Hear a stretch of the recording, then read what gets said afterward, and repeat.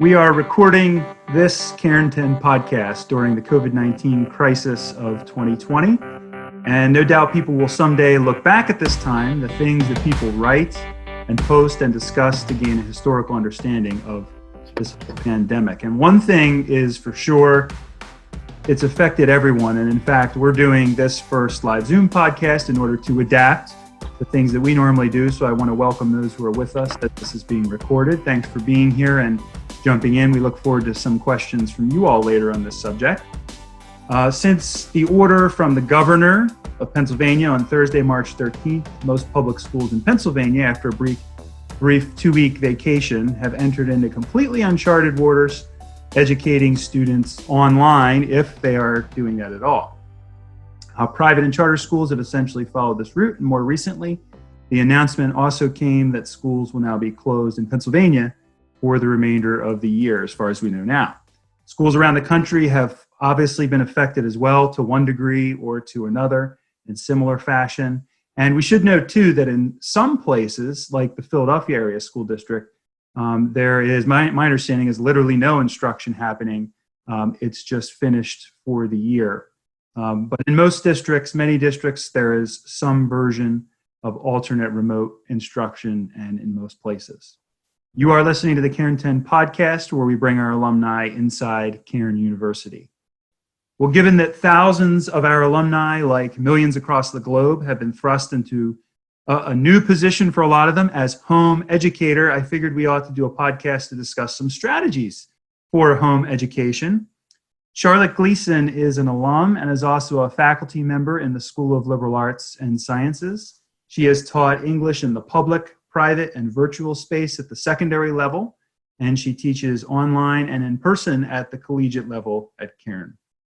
A lot of us are looking for more in-person instruction and longing for those days these days, so it's good to have both.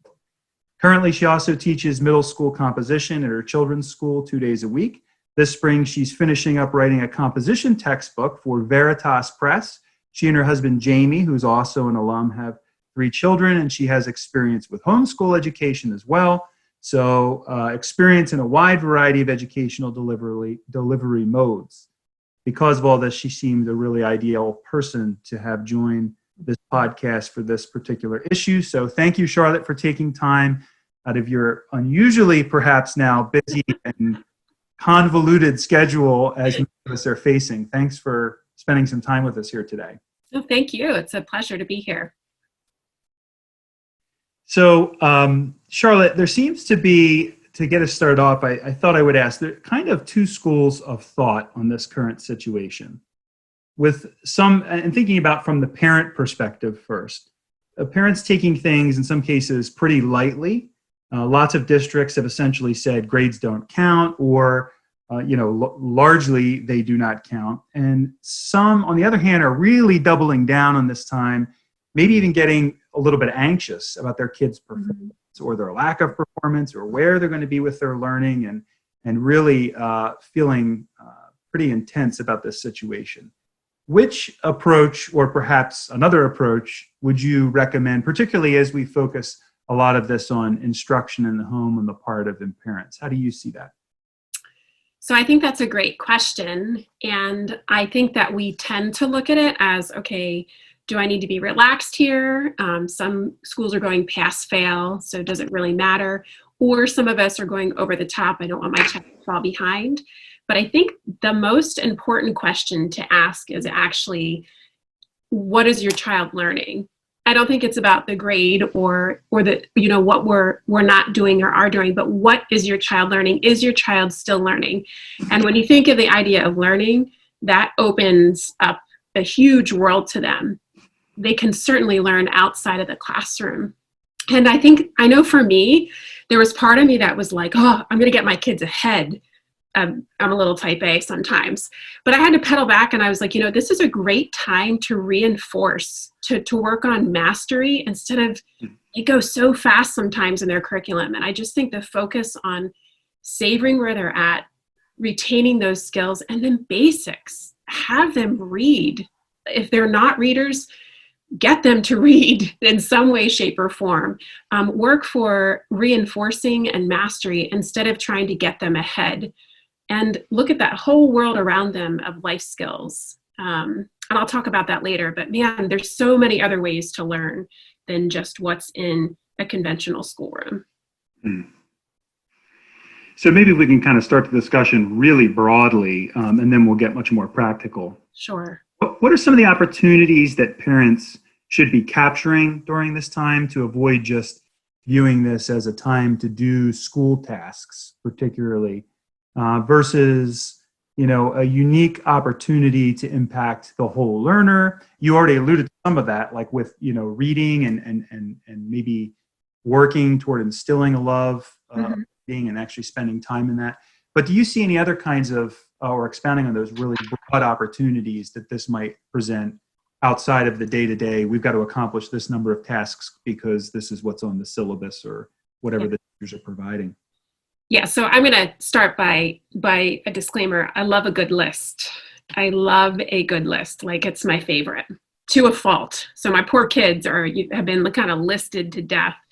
And I had to step back when I started thinking of all the things that they were going to do and needed to accomplish, and even what their school was asking them to do, I had to think, okay, what are some opportunities? What can I do to take advantage of this time?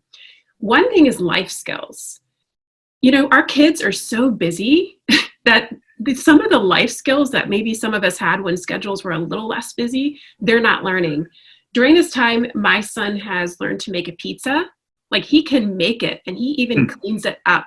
For a 14-year-old boy, awesome. He makes it from scratch. My husband has allowed him to drive safely and carefully in our yard. We have a big yard. But things that we would never think of that he grew up doing. So this is a great time for life skills. Get your kids cleaning, give them purpose outside of just schoolwork, other things that they can learn. And the other thing is conversation. Like, you're probably eating with us, we're eating like 3 meals a day. This is so unique. And all the research says eat meals with your family. Well, here you go. Like, put the phones down, practice conversation. If it's really awkward, you can find lists of conversation starters. Use them if you have to, and practice just the art of conversing. And the other one, and anybody who knows me is going to laugh right now, but rediscover the outdoors. All my students are always like, Mrs. Gleason is going to tell us to go outside. If it's sunny, she's going to say, go do your work and then go get some vitamin D. But seriously, it's probably one of the best places to be right now in a lot of different capacities. I have never gone on so many walks with my children, and they're willing to. So take advantage of these times. And finally, I would say it's a really great time to work on establishing good habits and disciplines, whether it's having devotions or how to study or how to exercise and get into a daily routine. I know that sounds really kind of like firm and strict, but usually we don't have time for this. And so these are really great things that you can kind of, that we've been working with our children, and it's just, they don't have anything else to do. So it's really a great opportunity to work on those things. Yeah. Yeah, those are great. I'd like to hear more later about the driving in the yard. That one sounds. It was very safe. Very safe, right. Very. Yeah. And one other thing I was thinking, you were talking there, it just occurred to me this morning, obviously everybody's situation is different during the COVID pandemic, but also before. But, the standard perspective is that, generally people spend a lot more time with their coworkers and the people that they work with than they do their families. This situation, I think, has flipped that for just about, seems almost everybody, even though you're working during the day, but you're still among your family members, and there's a lot more interaction, in that. So that's interesting. And I think you're right to take advantage of that. That's occurred to me a number of times. In fact, the call you and I were on the other day for the poetry and short story winners. Mm-hmm. I appreciated what you said, and I alluded to that here too. I've been thinking that as well, about what's written right now is really significant. People are capture the significance of this time, because history is going to look back at this time and be really curious about how people were processing it and kind of thing. So this could be a really rich time for families too. Yeah. And that's something that I would say that is actually really exciting to me. So I homeschooled before, And you have so much influence on your kids when you homeschool, sometimes to an unhealthy degree. But you can reestablish the influence you have on your child's life right now. How many times have your children come home and you're like, oh, where did you learn that? Or I wasn't ready for you to hear that. And you have this incredible, unique opportunity to be like, hey, right now, I have the opportunity to be the biggest influence in your life because I'm here and we can't go anywhere. And let's take advantage of that, reestablish that influence, that you had, when they were 4, you had so much influence and then you lose it. So how can you reestablish that? Right. So how about, speaking of kids, let's say you have multiple kids. Are there any ways that, if we think about like elementary students versus middle or high school, or even just 2 of those groups, whichever you prefer, are there any ways that you would provide advice for people educating at home in this situation, the differences for how you might do that with a middle schooler versus a high schooler? Are there any things that, generally you might want to be thinking about? This is probably going to be a bigger issue for the elementary kid than versus the high school kid. Some of that's kind of obvious, I know, but what do you think about that? Absolutely. So some of you are working, some of us, I know I'm working, my husband's working from home, and we're navigating trying to school at the same time as everything else. And one thing I've noticed, so I have an 8-year-old son who's elementary, and I've really noticed with him is that, and I knew this about him, is they're just going to need more of our attention. They're going to need more of our attention. We can't just let the screens babysit them. It's not good for them. And eventually, believe it or not, they're going to get sick of it. And because they haven't moved around, it's going to be payback. Mm-hmm. At some point, it's going to be payback. So I think, though, they need structure. Any research you look at for kids, especially the younger, the more structure helps them. And if you're not a structured person, I'm not criticizing you, but they're used to structure in school. If they go to school, they are used to structure. So how can you give them some kind of structure that works with your family, especially for younger kids? Also, part of that structure can be, okay, I'm going to spend time with you right now. I think spending time with them right away in the morning kind of fills their cup to spend time with you. And then say, here's your schedule. I think both elementary and high school can kind of work together to say, what's your day going to be like, and talk through it. But with an elementary child, allow them to play. There is so much research. There are curriculums in school that are trying to introduce more play into curriculums because they have found it is such a problem when children don't play developmentally for them. And embrace that. Like I have in my office in part of my bedroom. So my 8-year-old son, while I'm teaching online, I have a huge bin of Legos. We do a little schoolwork, and then I say, okay, you have from 9 to 10 to play with Legos. And he looks at me like, for real? And I'm like, yeah, for real. And it's like he's getting away with something, but it's great. It's great for them.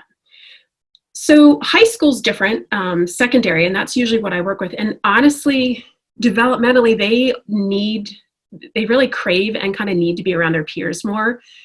What does that look like in a time of social distancing is really tricky. A lot of students are doing Google Chat or Google Classrooms. And something that I've been a lot more lenient about is allowing them to text throughout the day. And anybody who knows me again is like, you let your children text? What, Mrs. Gleason? But they really need that. They really need that. And so I like to have them, I monitor, it's all recorded, I can see it, but they would be talking to their peers in a certain, during school. So I think that social interaction is really important for them, more than it is important for the elementary children. And I also think they need to take more ownership, the secondary students, of what's your day going to look like, what's it going to look like, what do you need to accomplish, starting off the day, giving them goals, and also kind of giving them something to look forward to. Let's do this, and then, you can play a video game, or I'll play you in basketball, whatever it is. I think incentives really work well with any age level, but they look different depending on, what you're going to incentivize an 8-year-old as opposed to a 14-year-old.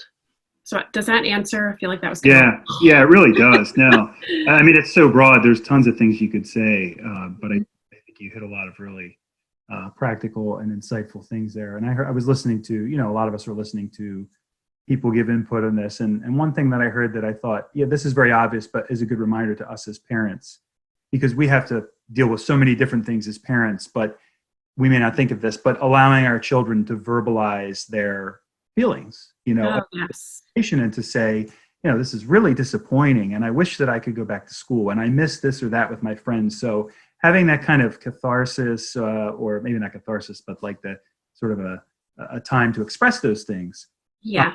We as adults, we're just used to handling those things and managing that. But for kids, they really need the chance to express a lot of those things, and that might really help at any age, but probably particularly at that younger age. Yeah, absolutely. So much disruption to their little world. So, yeah. Mm-hmm. So practically then, get really practical. So when you and I were talking about this in terms of tips, a lot of people, probably know the basics that, it's good to have a space, and you alluded to schedule, which is really good and really, really important. But as you've been dealing with this yourself, talking with other people, and from an educational and pedagogical perspective, are there any other practical tips that you would give parents if somebody were listening to this later on after we release it? What are a few things that you would suggest for them this time? So I just want to start by I'm coming across like the professional who knows everything. And so you're probably envisioning this seamless, the Gleason household just works like a fine oiled machine. It does like the Von Trapp family, right? Like that is not everybody. We have a lot of very strong personalities. Right, yeah. Yes. My husband and I sometimes are surprised by how belligerent our children are. And then we look at our personalities and we're like, why are we surprised by that? Look at us. So a couple practical things that help me, and also help me if I was teaching in a regular classroom. Some students, it really helps them to actually listen to music. And obviously you can be discerning about what music, but even elementary school students who say, okay, while the music's on, we're going to work for a little bit. That's one just real small, very accessible thing to have to kind of focus on things. The other thing that I've noticed with so many online activities, I feel like we're online to death, and even my kids are like tired.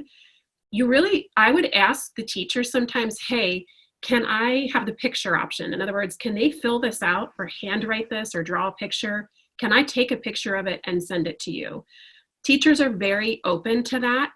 Because of the fact that your kids are on screen so much, it's really good, especially for the elementary school teachers, if you have the option to let them do something tactile and other than a computer and take a picture of it, take advantage of that when you can. Take advantage of that when you can. The other one is to set time limits, to say, remember, they're used to schedules in a school. So if you're saying, okay, I want you to work on this subject from 9 to 10, this subject from 10 to 11, and then I'm going to build in a study hall. So you have an hour every day where you can choose whatever homework assignment you need to do. And then you can make that choice there. And that's worked really well with my children as well.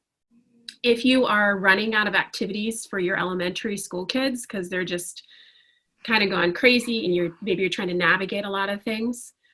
I'm going to sound like an English nerd, but I believe this with my whole heart. Find some really great books, some books that you love, even if you're not a reader. You can email me. I will give you a list. You can look online for great books to read out loud, and start reading a book with your child. You'll be amazed at it. I really think if you're consistent and do it, you'll be amazed at just how that adds structure. And there's something very natural about a parent reading to his or her child. So those are just some things that we do. And also, I mentioned this before, allowing them to take part of a schedule. I hate Excel spreadsheet, but my husband loves it. So he kind of navigated and put in when they had classes or the things they had to do with their school. We print them out, and then every morning, the kids and I go over, okay, this is your schedule. How else do you want to fill this in? What do you want to do? When do you want to play? When do you want to have text to your friends or a little free time? And that's been really helpful for us to go through in the morning with that sheet and just have them take ownership of that. Yeah. Yeah. Have you found in general that your kids, but also others to respond pretty well to choice. In other words, there's some things we don't give them a choice about. When we can, to give them the opportunity to have control over those things, it seems that they're more invested in the schedule or whatever else it is. Because they have a hand in it, which is kind of what we want them to do. We want them to make wise choices. We want them to pick parameters, but it seems like that's another approach. Absolutely. Yeah. And you don't want to go crazy. If you're too open-ended, they're going to be a little lost with that, or they're going to take advantage of it. Yeah. But I think some choices are really helpful, and for them to see, okay, you're going to work hard from this time, but look what's coming. That's like kids in school who are like, I'm going to work hard till lunch and then I'm going to play hard, during recess. It's a very similar thing. And they're going to see you in a similar fashion, that you work and you take breaks, and that's kind of the natural flow of things. Right. Yeah. Yeah. Well, at this point, let's pause, and I wanted to see if we could see if any of the people who've joined us here will take a little quick breather to get some questions. If you have a question that you'd like to have posed to our guest, go ahead and text that to Spencer, or not text, rather chat in the chat, and we'll see. But any question on this subject that you have, or anything that you've heard us talking about that you want to hear a little bit more about. So I'll pause for a few seconds to see if we get any in. Great.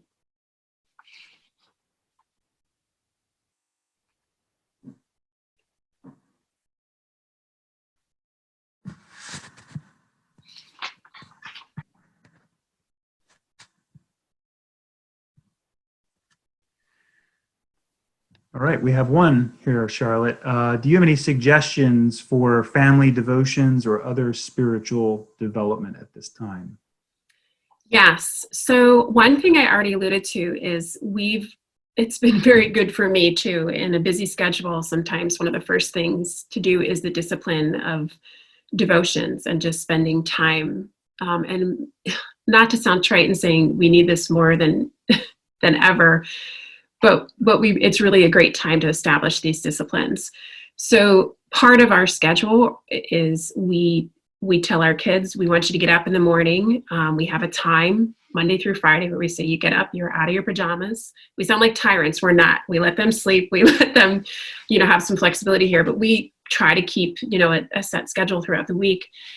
And we have them each have devotional books. I don't have the names on me right now, I'm sorry, but we each did invest in a devotional book that was age appropriate for them. And that's part of what we ask them to do, is to say every morning, this is part of your morning routine. Find a place, have your devotions before anything else. So the other thing that we have really been committed to is every night we all pile together on our bed. We can still fit, so we do it. And we've been very consistent about saying praise and prayer requests, which is really simple, but it's been actually really precious in the past few weeks to hear our children processing through this, finding things to praise, even though sometimes it feels really difficult to do that, but also prayer requests. We've really encouraged them to stop thinking about just them, but praying for others. And so that's been, I think, something that's been very, very sweet with that. And other spiritual development, probably some of the greatest spiritual development we've had with our older two has been taking walks with them and really just asking them questions about how they're doing. And Nate, you alluded to just allowing them to process what's going on and asking them some questions. And I think walking, it's like driving in the car. Those great conversations you have when you drive in the car? I think walking is like the COVID-19 version of that. Yes. And taking time to do that, I think, is just think of some questions that you want to follow up and ask. I know they sound really simple. There's nothing really fancy, but I think what's been helping and what's this time has allowed us is to be really consistent with having your devotions in the morning, ending the night with praise and prayer request. And that's been a really good way to open and close our days. Yeah. That's great. So we'll leave it open for some questions from any other listeners for another minute here. But as we're waiting to see if there's any of those, let me throw this one out to you. Charlotte, are there any resources that you can think of that you would recommend people check out during this time, whether it's books or other podcasts or online resources that you help provide more information and support in this time? So I think because I have a homeschooling background, I'm always looking for free resources because that's kind of how homeschoolers roll. Right. Free resources that are really good. But one thing that's been great is Audible books. There's a lot you can have free. They've offered a whole plethora and they give age levels. So my youngest son and really my other two listen to books on CD, and sometimes Lewis will listen to that. He's my youngest while he's playing with Playmobil or Legos. And I think that's just a really good way to kind of really help their auditory listening and engage them in stories. The other one is, so some of my teaching online is through Veritas, which is a classical online school. And they're actually offering free self-paced courses that are appropriate for ages 8 on up. And they're free for 60 days, and they've been a lifesaver in some instances. They're engaging, they're interactive. It is on a computer, so it is another thing on a computer, but they're really well done, and they automatically check and assess, and it feels very organized, and it feels like proper. Okay, so like Lewis is doing history. He just learned about the Monroe Doctrine, and he's retaining a lot, and he enjoys it. So that's another resource. So if you go to places, I just looked up one, it was called organizedhomeschool.com. What a name, I know. But they had schedules that homeschooling parents use. And if some of you feel lost about what does a schedule look like, there were even schedules on there from working parents who homeschool on a regular basis. And it might be really helpful for you to see how do they do it? And if you're looking for structure and floundering a little bit, because I know a lot of schools haven't provided a set schedule, this might be a way to help you set your day as well. Right. So if you are wanting your child to, as the English teacher, the composition teacher in me, this would be a great time to teach a child how to write. I know, listen to me, because they're going to come to me in English comp and I want them to be ready. But The Lively Art of Writing by Lucille Von Payne. The Lively Art of Writing is an excellent little book, very accessible. It's a little dated, but it's so good to just teach students how to write an essay. And it's engaging and it's practical. You read it, there's questions, and it's really good content. So that just might be something you want to order and say, hey, we're just going to work on this because I want you to learn how to write a little bit better. So yeah, those are just a few. That's great. Yeah. We're going to have a way for people, if they comment on the podcast later on, to win a free copy of one of those resources. So that will be exciting to give one of those away. Of course, if they're already free, then we won't. It's not. One final question from some people who've joined in the conversation here. What kind of rewards do you provide for the learners? And this question, part 2, I guess, is how do you negotiate schedules when they indicate that their brains are just fried? And I guess when you have at-home learners who are just at the top of what they can handle, and I know I've experienced this myself where kids are throwing their hands up in the air like, no more school, no more work in this circumstance. How do you deal with that? Yeah. So the first question, incentive, I think, and I didn't say this earlier, is you know your children hopefully better than anyone else does. And for our children, because I was pretty strict about screen time. I know, again, people are laughing at me. So it's very ironic that they're on screens like all the time now. But we're very careful, like with video games and movies and anything like that. So for our kids, we used to not have any screen time during the week. We have said, okay, they all have Fitbits. So we say, okay, if you are at 13,000 steps, you've finished your schoolwork, you've got 30 minutes, 40 minutes of screen time that you can have. For our kids, that works. I know some of you are like, really? But if you deprive them long enough of something, they really like it. Some other things, I think it's also the age.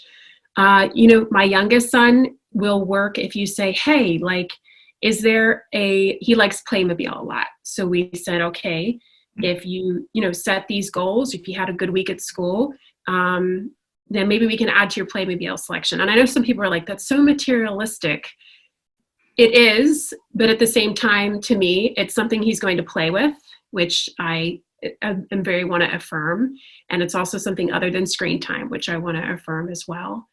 But you know what else we've noticed? That our kids actually want to spend time with us because I think they're just starved for spending time with anyone. So we also do a lot of incentive, like get your work done and we'll play a family game of basketball. Get your work done and we'll go for a car ride and walk around a town that's just someplace different, So things like that have been really helpful. But I think you need to know your child and you need to just say, this is really helpful. But I think that we've really noticed a difference when I set goals for them, or they help me set goals. Like, so, if you get 30 minutes of doing this, then you get 30 minutes of doing that, and just really hold them to that. So I feel like that was kind of a lame answer, but that's what I've got right now. Yeah. So, I hope I answered it enough. Yeah, no, I think that's great. And I really appreciate hearing you say that too. One of the things that, my wife and I have observed is, we say very tritely, every kid is different, every family is different, but it really is true. And I think it's important for anybody to keep that in mind when you're dealing with your kids, because what motivates your children may not be what motivates another family's children. If we're coming from the right perspective, we're just trying to know our kids well, provide the right guidance and insight. So, these are tips. And if you spend a lot of time on Facebook, which, that may or may not be valuable, but you're going to see a lot of different things. And you may say, that would never work for my family. Those are not my kids, not how my kids are motivated. But that's not our job to motivate other people's children and to deal with them unless you're a teacher. Yeah. We're trying to shepherd our own kids and also care for our brothers and sisters in Christ and support them. But so I appreciate what you said very much. Yeah. And there's no silver bullet with that. Yeah. And I didn't speak to the burnout because it's very real. It's very real. And so, yeah, we have these schedules and we have good intentions, but I build in flex time to those schedules. Like, I think they have to see in their schedules, we call it resource because that's what they call it in school. Resource is basically a time. It's like a study hall, a structured study hall where the teachers really walk them through. But I'll put like resource outdoor time. And I can't stress enough. There's been times when my son, especially my oldest son who has the most work, you can tell he's in his head, and I'll just say, okay, take a break. He'll be like, Mom, I don't have my work done. We're like, that's okay. Go outside for 30 minutes and come back, and he's a different person. Sometimes he doesn't want to go outside for 30 minutes. So sometimes it means I'll walk with you for 30 minutes, even though I don't have time to walk with you for 30 minutes. I'm going to walk with you for 30 minutes, and then you're going to come back and your energy levels, you're going to be able to do this. So I would say if you find that your child is burnout, first of all, find what time they're the most productive. Obviously, if it's 1 o'clock in the morning, that's a problem. But when are they the most productive? Front load their schedule. If they need to sleep in because they're doing better, this is a great time. Sometimes a lot of adolescents take advantage. Let them sleep in. Let them sleep in to 10 o'clock. If they're then going to work really well from 10 to 4, great. Then let them do it. But build in, even they see that schedule, show them in that schedule, you have some time in that schedule where you can make some choices. You can take a break. We want you to move around. It's not healthy to be sitting in front of a computer all day at all. It's not healthy for adults. It's certainly not healthy for children. So, yeah. Well, thanks for being here, Charlotte, taking time with you. Also, to those of you who have joined in to listen, we'll make sure that a copy of this podcast, of course, is available as always as a regular podcast for those who didn't have the opportunity to join in live. And feel free to comment on the podcast wherever you see it posted. As I mentioned, if you do, we will enter you into a drawing to win a free copy of one of the resources that Charlotte mentioned, whichever one you would select and is not already free. She already mentioned a couple that are free, so take advantage of those. But I also wanted to take this opportunity in the meantime to remind anybody listening to this to follow the Cairn social media channels. We have several alumni channels, we have main channels. And I would say more than ever, you're going to see a number of opportunities to feel connected to the university, to see helpful resources, to hear from faculty and staff. Of course, our president is frequently providing a variety of insights that I think you will find very helpful, insightful, and possibly even comforting too. So I hope that you'll check those out. And if you're interested, stay tuned for Charlotte Gleason's own Cairn 10. Thanks for listening. All right. I've been well prepped. I know. For these Cairn 10, so I'm not going to have any "Are you ready?" or anything like that. I normally have a lot of room here, but we're just going to jump right in. So I'll say, "Are you prepared?" Go for it. Okay. I'm ready. Here we go.